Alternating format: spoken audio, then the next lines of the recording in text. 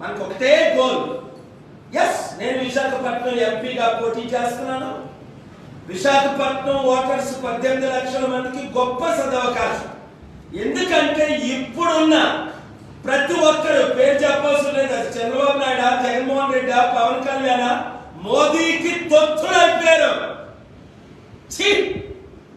చిరంజీవి మరలా పద్మవిభూషణంకు అమ్ముడు పోయాడు. రాజ్యసభ యూపీ నుంచి ఇస్తే బీజేపీలో చేరి క్యాంపెయిన్ చేస్తాడట. అలాంటి బ్రతికే కట్టే చావే మేలని అపోస్తుండైన పౌల్ అన్నాడు చిరంజీవి. 2008లో పార్టీ పెట్టి 2011లో కాంగ్రెస్ కి ఒక మంత్రి పదవికి నువ్వు కాపులందరినీ 18% ఓట్లు అమ్మేసావే. 2014లో నీకు 1% కూడా ఓట్లు పడలేదే. మరలా నువ్వు ఈ 70 సంవత్సరాల వయసులో పెద్ద ప్యాకేజ్ స్టార్ గా మారుతావా? భారత రత్న 3 సార్లు ఇచ్చారు, తీసుకోలే. ప్రపోజ్ చేశారు ఎవరు? బాలయోగ్ గారు స్పీకర్ గా ఉండేటప్పుడు, ఎర్రమనాయుడు గారు మంత్రిగా ఉండేటప్పుడు, బీజేపీ తరఫున వైస్ ప్రెసిడెంట్ శెఖావత్ గారు 7 సార్లు నోబెల్ పీస్ ప్రైజ్ 3 సార్లు ఇస్తూ వద్దన్నా.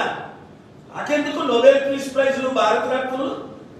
తిండి లేని వారికి తిండి. ఈరోజు చూడండి రేవంత్ రెడ్డి గారు ఎంత చక్కగా ఎవరో తీయించారట. ఆ లేడీ ఆ చిన్న దుకాణం పెట్టుకుంటే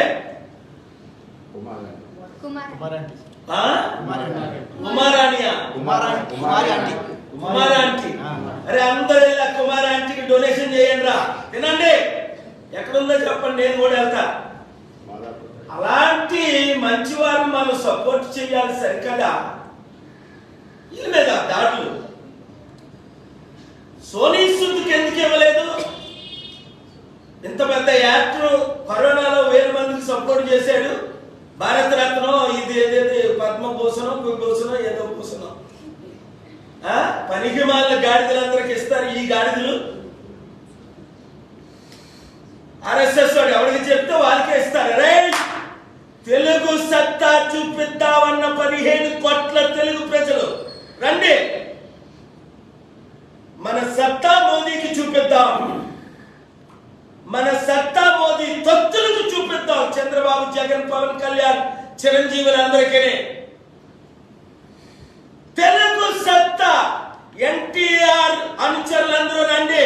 అది చంద్రబాబు గది దొంగ, వెన్నుపోటు పొడిచే గది దొంగ. చెట్టు పేరు చెప్పి కాయలు అమ్ముకుంటున్నారు వీళ్ళందరూ. అంబేద్కర్కి ఏమో 450 కోట్లు ఖర్చు పెట్టి విగ్రహం అట.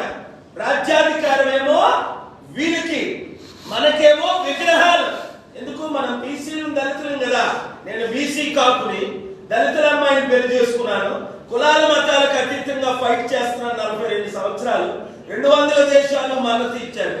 ఇప్పుడు చూడండి అక్టోబర్ 2 సమిట్ ఎలాగ జరుగుతుందో చూడండి. జరగకుండా ఏ శక్తులు ఆపితే వాళ్ళ బటన్ నొక్కి పైకి పంపిస్తా.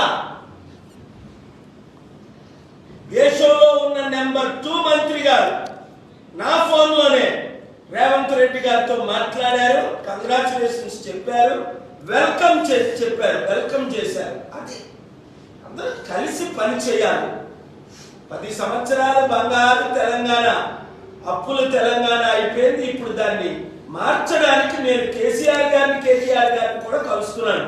వారు ఆహ్వానించారు, నేను కలుస్తా. అందరం కలిసి పని చేద్దామని.